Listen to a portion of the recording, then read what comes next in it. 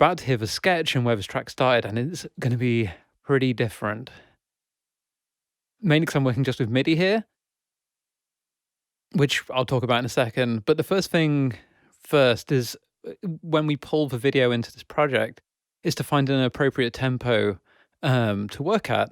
So we're working at 120 beats per minute here, which is very easy to cut to because you can see the time divisions down here on the bottom left when I highlight things. But if I highlight, say, a bar of music, 120 beats per minute, that's 2 seconds. So half a bar is 1 second, and so on. So it subdivides very nicely for people to cut to.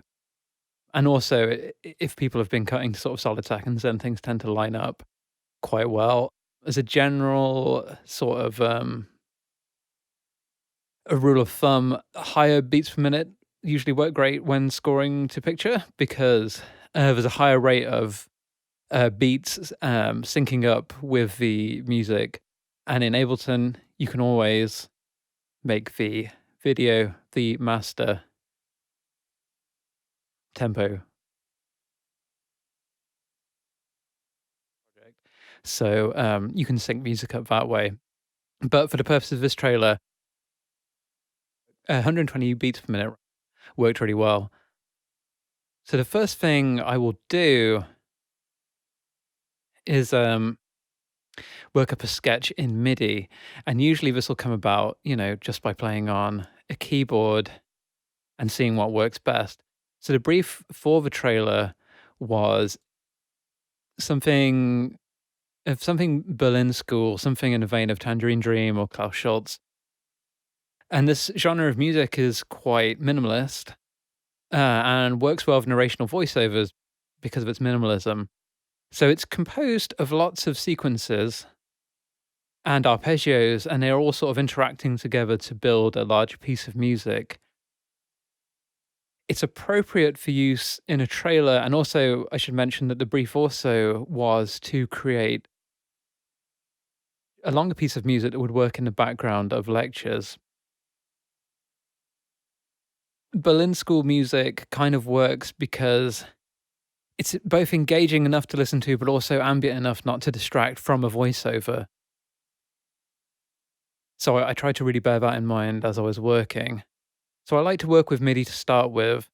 You can write and edit non-destructively, and you can quickly work up ideas and try out a lot of different sort of sounds. So you can hear the sounds here, I'll play you some now, are quite different to the final piece. I'll flick between the two so you can get a feel for both. Oh, and where this piece started and where it ended up.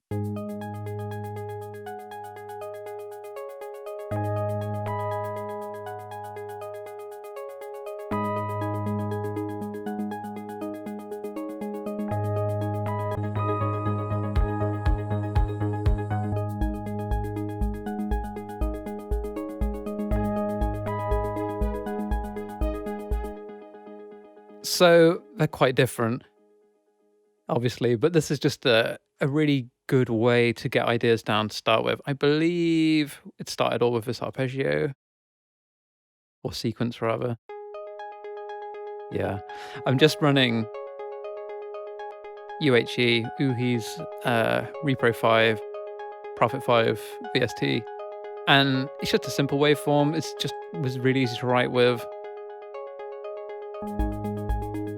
Kick drum just doing 4 to the floor sort of pattern.